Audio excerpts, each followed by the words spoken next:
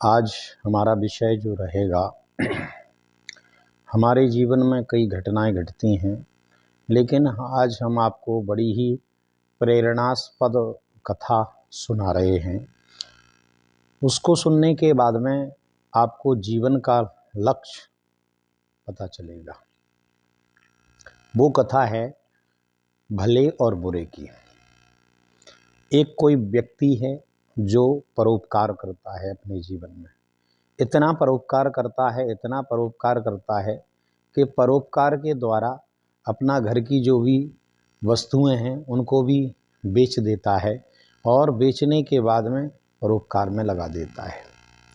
एक दिन उसके घर वालों ने कहा कि भाई, इस प्रकार से तुम परोपकार करोगे, धर्म करते रहोगे तो हमारा घर तो बर्बाद हो जाएगा। इसलिए घर वालों ने कहा कि आप अपने यहाँ से अन्यत्र चले जाओ, तुम्हारी मृत्यु तो समतों जैसी है, इसलिए तुम संत हो जाओ, वही ठीक रहेगा तुम्हारे लिए। तो उसको घर से निकाल दिया गया। एक व्यक्ति बड़ा ही बुरा था, जो कि दुनिया की बुराई के अलावा दूसरा कुछ नहीं करता था। अगर किसी का कोई भी सत्कार्य हो रहा हो, उसमें टांग अड़ा देना, उसमें बाधा पहुंचा देना, व्यवधान पहुंचा देना, ये उसका कार्य बन गया था। तो नगर के जितने भी लोग थे बड़े ही परेशान थे।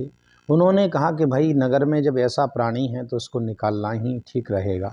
सब नगर के लोगों ने मिलकर के उसको निकाल दिया।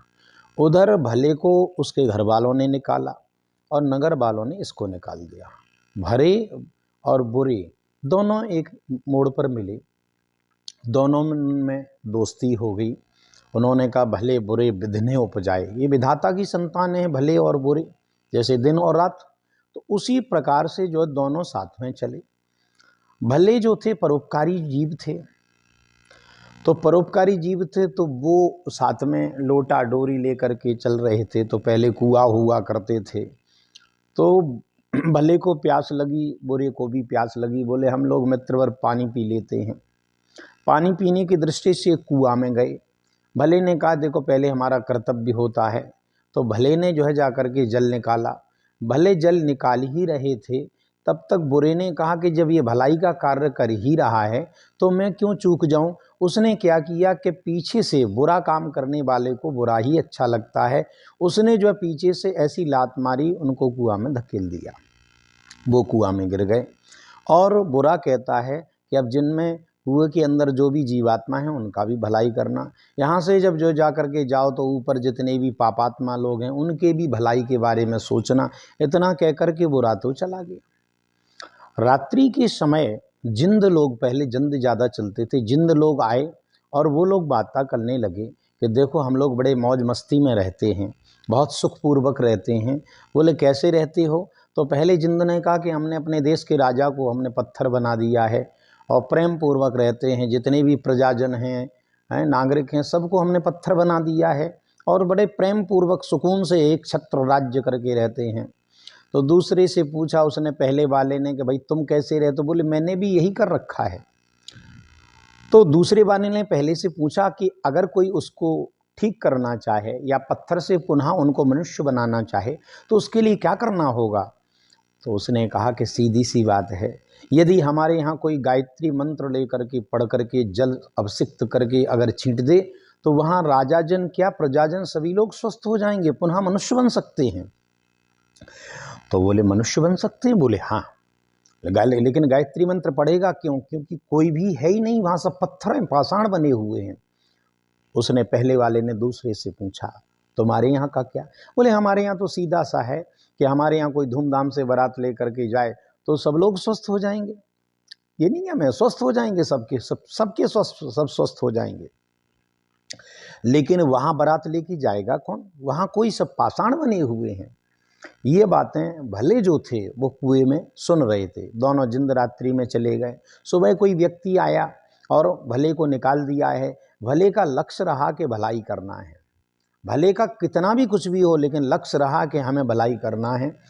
वहीं पहुंचे जहाँ की जिंद चर्चा कर रहे थे। गायत्री मंत्र से उन्होंने अभिषिक्त करके जल छींटा तो राजा रानी प्रजा लोग पुनः मनुष्य बन गए। तो राजा ने अपनी पत्नी से पूछा कि जिसने हमें पुनः जीवन दान प्रदान किया है तो हमें क्या करना चाहिए?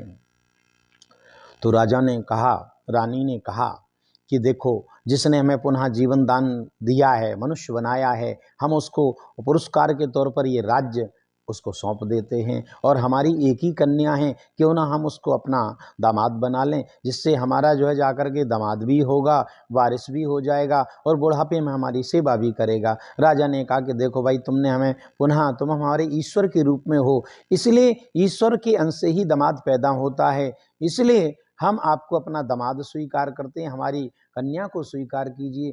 तो परोपकार इनके मन में था कि बारात लेकर के जाएंगे तो वो राजा लोग, वो प्रजाजन लोग भी स्वस्थ हो जाएंगे, इसलिए उन्होंने स्वीकार किया है। राज्य की लालसा नहीं थी, ना ही कुछ विवाह करने की लालसा, केवल लालसा थी तो परोपकार की। केवल व्यक्ति का एक चिंतन था कि परोपकार करना है, उसका एक ही परम धर्म था कि मुझे परोपकार करना है। उसने उस कन्या का हाथ स्वीकार किया है। हाथ जब स्वीकार, बारात वहाँ से चढ़ाई है तो वो राजा रानी स्वस्थ हो गए। उस राजा के कोई संतान नहीं थी। उस राजा ने कहा कि भाई, आपने हमें पुनः जीवन दान दिया है, इसलिए हमारा कर्तव्य होता है कि आपने हमें जीवन जब दान दिया है तो हमारी तो कोई संतान नहीं है, तो बुढ़ापे में हमारी सेवा शुश्रूषा कौन करेगा, इसलिए तुमको ही सेवा शुश्रूषा करनी होगी। इसलिए अगर आप चाहें तो हमारे बुढ़ापे के तौर पर हमारे युवराज, हमारे यहाँ के राजा, भाभी, सब कुछ आप ही बन जाइए।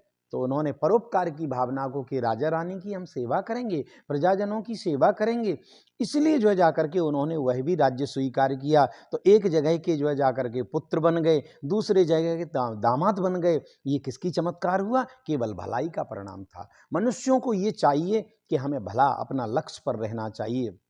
इन्होंने लक्ष्य से नहीं भटके हैं। मनुष्य लक्ष्य से भटक सकता है, इसलिए लक्ष्य से जब नहीं भटके तो दो जगह के राजा बन गए। बहुत दिनों के बाद बुरा जब आया घूमते घामते और पूछा कि यहाँ का राजा कौन है? बोले यहाँ के राजा तो बड़े परोपकारी हैं, परम स्नेही हैं, इसलिए उनका नाम लोग भले भले कहते हैं।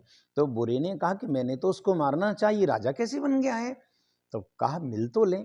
बुरे ने कहा कि आपने राजा से कहो कि उनके मित्र आए हैं। बुरे जैसे ही दरबानों ने जाकर के कहा कि महाराज कोई आपके मित्र हैं बुरे, वो आपका दर्शन चाहते हैं, तो राजा ने कहा कि वो मेरा मित्र नहीं, वो तो मेरा ईश्वर है, साक्षात नारायण है। उसका भव्य स्वागत किया जाए। स्वागत सत्कार किया गया और उसको बड़े सुंदर तरीके से उसको राजमहल में, भवन में प्रविष्ट कराया गया। जैसे ही वो अंदर आकर के उसको राजभवन में सुंदर सिंहासन पर बिठा गया।